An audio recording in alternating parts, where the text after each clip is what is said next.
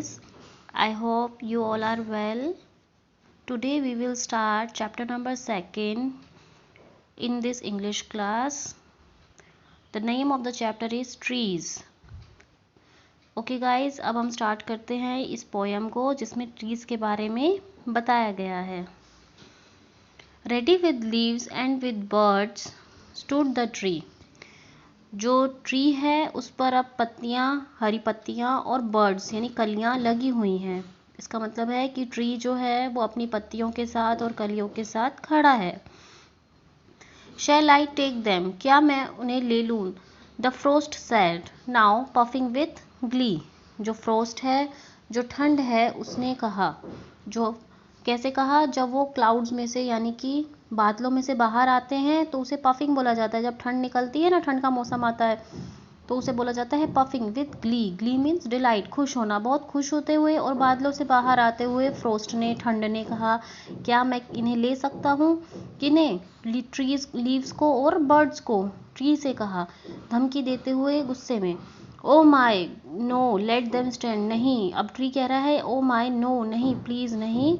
Late them stand, उन्हें खड़ा रहने दो, उन्हें लगे रहने दो. किन्हें? पत्तियों को और कलियों को, बर्ड्स को और लीव्स को. Till the flowers are at hand, कि जो उन पर फ्लावर्स हैं वो बस अब आने ही वाले हैं. तो अब वो ट्री जो है वो फ्रोस्ट को कहता है कि आप इन्हें लगा रहने दो, आप इन्हें मत लो. All trembling from tree top to root came the plea. Trembling means कपकपाना.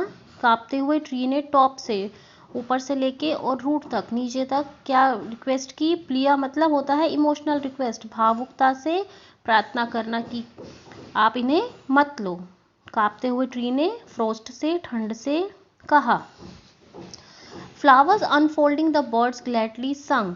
जो फ्लावर्स थे, जो फूल थे, अब वो निकलने वाले थे और जो बर्ड्स थे वो बहुत खुशी से गा रहे थे. जो पक्षी थे वो बहुत खुश थे क्योंकि अब उन पे फ्लावर्स आने वाले थे ट्री पर. Shall I take them? क्या मैं इन्हें ले लूँ?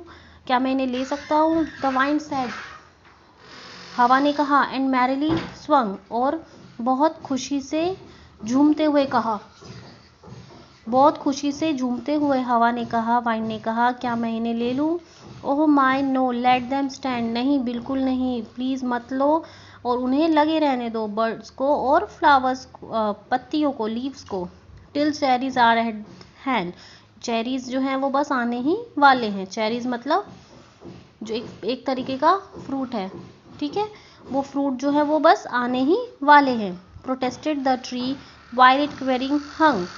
जो ट्री है उसने बचते हुए कहा, शेकिंग करते हुए और हिलते हुए, थोड़ा सा कांपते हुए ये बात कही. The cherries came fourth. और अब चेरीज जो है वो आ गए, आने लगे. नीथ द सन्स ग्लोइंग आई. सूरज की ग्लोइंग आई का मतलब है सूरज के प्रकाश के नीचे, सूरज की रोशनी के नीचे. नीथ मतलब होता है नीचे. जो चेरीज हैं अब आने लग गए. जो फल हैं चेरी के वो अब पेड़ पर लगने लगे.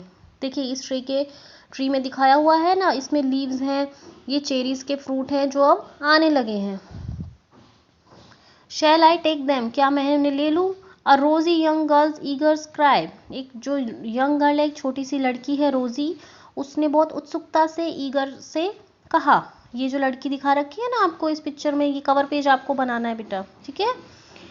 उस लड़की ने कहा, ओह माई यस यू कैन टेक. अब पेड़ ने उस लड़की से क्या कहा? जो छोटी सी लड़की आई थी, ओह माई यस, हाँ, यस हाँ, यू कैन टेक, तुम ले सकती हो.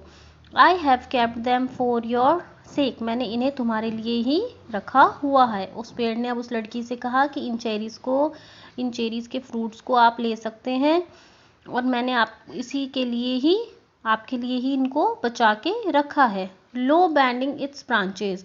उस पेड़ ने अपनी ब्रांचेस को थोड़ा नीचे बेंड करते हुए यानी झुकाते हुए कहा. द ट्री ब्रॉट देम नी. और अब ट्री जो है, जो पेड़ है, जब उसने अपनी ब्रांचेस को झुकाया तो वो उन्हें थोड़ा सा उस लड़की के पास में लेकर चेरीज को आया, यानी ताकि वो लड़की जो है, वो जो यंग गर्ल रोजी है, वो उन चेरीज के फ्रूट्स को आसानी से ले सके. Okay guys, I hope you all understand this chapter. You all understand this chapter and आप ट्राई करेंगे, इसे दोबारा रीड करेंगे, उसके बाद भी आपको कोई डाउट है, कोई प्रॉब्लम है तो you can ask me in the given time. Okay guys, thank you.